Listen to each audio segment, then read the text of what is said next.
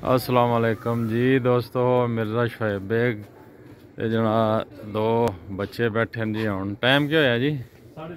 6:30 बजे बैठे ने। यह जोड़ी है जनाब, होम ब्रीड दे घर दे बच्चे ने। दो बच्चे कितने बजे बैठे जी?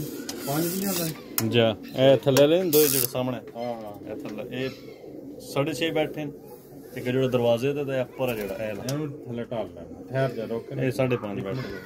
ए जनाब बच्चे ने माशाल्लाह तबारक अल्लाह। आज तारीख है 29/2/2024। ए जड़ा है हुण बैठे 6:30 बजे ते इको जड़ा आखिर ते ए जॉन सिरा जिहा ते ए दो जड़ा है 5:30 तकरीबन बैठे ने। ये जनाब घर दे बच्चे ने।